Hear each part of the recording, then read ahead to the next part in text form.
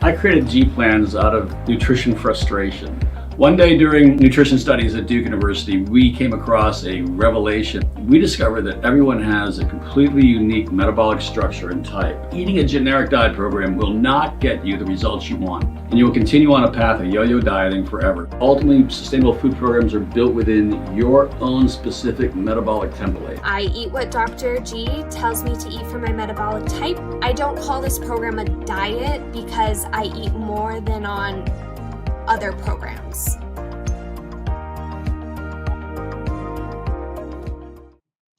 Hello and welcome. Thank you so much for tuning in today. Our presentation for today is going to be on food labels and misleading claims.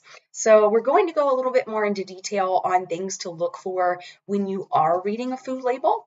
And then as well, some claims that you might find, maybe some that'll have a little more scientific backing to them, and others that might be a little bit more of a marketing claim.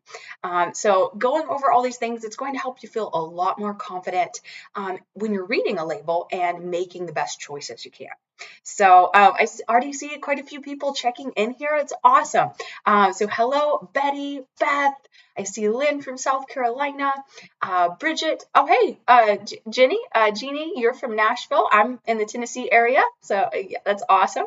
And Jacqueline as well from Alaska. So thank y'all for tuning in today, and please feel free throughout this presentation to go ahead and add any questions that you have in that chat box. So at the end of that presentation today, I will definitely be taking those questions. So please do feel free to add any throughout this presentation. So we'll get started here, and please feel free to continue to add those questions. All right. Okay. So yes, presentation today is on food labels and misleading claims. So have you ever picked up an item in the grocery store because of the health claims you found on the front of that label? These claims can often be quite misleading. Terms like fat-free or all-natural are often placed on an item that might not even be the best nutritional choice. Surveys have shown that nearly 59% of consumers have a hard time understanding food labels. Recently, there has even been an increase in the amount of lawsuits filed due to misleading food labels, and it's tougher than ever to distinguish between what claims are important and which ones are more of a maybe deceptive marketing tool. Today, we're going to dive a little bit deeper into some various misleading food claims, as well as how to read a food label so that you can have a better understanding of what to look for on a food product and have a better idea of maybe what you'd like to avoid as well. All right, so starting off, how to read a food label. So first things first, start looking at that ingredient list. The ingredients, of course, are listed by the quantity from the highest to the lowest amount. So it's a good idea to definitely examine the first 3 ingredients or so, because this is the largest amount of what's going to be consisting in that food you're eating. If the first few ingredients are things like refined grains, sugars, or hydrogenated oils, this might not be the healthiest choice. Keeping an eye as well on the added sugars on that nutrition facts is also helpful. This indicates sugars that are not naturally occurring in a product and added during the processing. So in addition, if you see an ingredient list that's maybe longer than 2 to 3 lines, this likely shows that that product is more highly processed. So I do want to point out there, if you're looking at that nutrition facts label on the right-hand side, you'll see there, of course, you'll see the total sugars are 12 grams, and then highlighted there, it says includes 10 grams of added sugars. So there's only 2 grams actually in that product that were naturally occurring, and then the 10 grams, of course, were added during processing. Look at the serving size. So remember that a serving size, first off, it is a suggestion.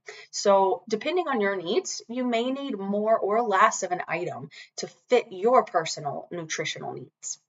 Serving sizes are another way that manufacturers might attempt as well to deceive customers. Labels will often show a serving size as a much smaller portion, typically consumed in one sitting. Examples might be maybe half a chocolate bar or a single biscuit. So without looking at the serving size on the label, you might easily be eating multiple servings in a sitting without realizing it. In addition to that as well, you might find on the front of a product specific health claims like lower sugar, but in reality, that portion size is tweaked to a fit where it's not as much of a realistic portion in order so you can see that the sugar is a bit lower. Understand the percent daily value. So of course, the percent daily value, it tells us how much a nutrient in a serving of food or beverage contributes to a total daily 2,000 calorie diet. So of course, remember, calorie needs definitely vary. So you may find that if you need more or less of these nutrients than what is shown on the label. Many adults exceed the daily value for added sugars, sodium, and saturated fats while not consuming the recommended amounts for dietary fiber, vitamin D, calcium, and potassium. Compare daily values of foods to ensure that you're consuming the right amount of nutrients. Okay, and just wanted to add an example here. When I was mentioning maybe products that are a bit more highly processed, this ingredient list that you'll see on the left, of course, is pretty long, and you're also seeing, of course, those first few ingredients are very, very processed items. On the right-hand side, this is just an example of a much more minimally processed ingredient list. You see just a few ingredients, and they are whole foods as well. Okay, and moving on, look at the product date. This is a confusing one too.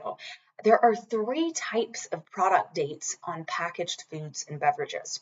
So your sell-by date tells how long the manufacturer suggests that a store should sell items such as meat, poultry, eggs, or milk products.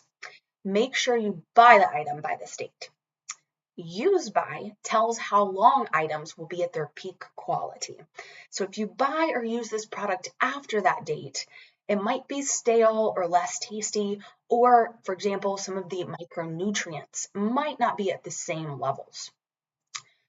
Best if used by or best if used before tells how long the item will have the best flavor or quality. None of these dates tell you when an item is no longer safe to eat or drink. In fact, product dates are actually not required by federal regulations and are added voluntarily by manufacturers. So just something to remember. There are occasions where maybe that use by, sell by date, you might still be able to use that product a bit longer than the date. Allergy warnings. So just beneath the ingredient list, you'll also see a line that says whether the product contains any allergens. So for example, it might say contains milk and wheat corresponding to 2 or more common allergens. Manufacturers must list whether a product contains 1 or more of the most common allergens, which are soybeans, peanuts, wheat, shellfish, tree nuts, eggs, milk, and fish. Okay, and so now that we're going a little bit more into health claims, starting off by defining there are 2 different types of claims you may see. Health claims, first of all, are statements on food packaging that link the food or a component in the food to reducing the risk of a disease. Some claims may have more scientific evidence to back them than others, and some may also be approved by the FDA. So you'll see in this image here, this is a good example of a health claim. It says, rich in whole grain to help reduce the risk of heart disease. Now, so structure function claims are intentionally pretty vague statements about nutrients playing some role in health processes. These claims are not regulated by the FDA. as you look at food labels, definitely pay attention to what's shown on the front of the package compared with the back and the side of the package. Nutrient and health claims are usually placed strategically on the front of the package in large, colorful displays with other marketing messages designed to sell you that product. But for consumers trying to decide which product to buy, you'll definitely find the most useful information by turning that package around to read the nutrition facts panel and that ingredients list. So you will see that image here as well.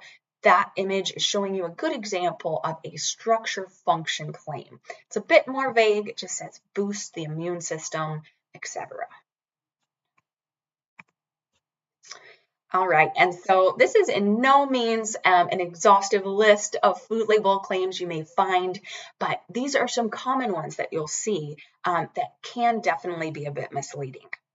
So starting off light, seeing light products, they're processed to reduce either calories or fat. So some products may simply just be watered down. Check carefully to see if anything has been added instead as well, like sugar. Something you'll see very often with especially lower fat as well. In order to make sure that that product still tastes decent, they will actually increase the sugar content in that item. Multi-grain. So this sounds very healthy, but only means that a product contains more than one type of grain. These are most likely pretty refined grains unless the product is marked as a whole grain. All natural. This does not necessarily mean that the product resembles anything natural. It simply indicates that at one point, the manufacturer worked with a natural source, examples like apples or rice. No added sugar. So some products are naturally high in sugar. The fact that they don't have added sugar doesn't necessarily mean that they're also low in sugar. Unhealthy sugar substitutes may also have been added as well. So good thing to look out for. Low calorie. Low calorie products have to have 1/3 fewer calories than the brand's original product. Yet, one brand's low-calorie version may have similar calories as compared to another brand's original. So keep in mind that as well. You might want to consider other brands for an item also. Low fat. This label usually means that the fat has been reduced at the cost of adding more sugar. Be very careful with this and read the ingredients list. So we are going to go over an example of that here. So you'll see here on the screen, on the left hand, we have a low-fat vanilla yogurt, and on the right hand, that whole milk version. So you'll see, of course, the whole milk version has 4.5 grams of fat, and then that low-fat version, yes, it's 2.5 grams lower, 2 grams of fat. But when you look down a little bit lower, you'll see in the whole milk version, that original has 13 grams of sugars. And now with that low fat version, we're up to 22 grams of sugars and also 22 grams of carbohydrates, a little bit higher than the whole milk version as well. So in the end, it's not the best trade-off. You'll also see as well, there's only 10 calories difference between those options. Moving on, some more misleading claims. Low carb. So recently, low carb diets have been linked to improved health. They're very popular. Still, many foods that are labeled low carb are often still very processed, similar to processed low fat foods. So again, don't let that one fool you. Fortified or enriched. This means that some nutrients have been added to the product. So for example, vitamin D is often added to milk, yet just because something is fortified doesn't really make it healthy. It's often best to prioritize those natural whole food options that are high in these micronutrients rather than including more processed foods that have been enriched. Fruit flavors. So many processed foods will have a name that refers to a natural flavor like strawberry yogurt, but in reality, the product may not contain any fruit.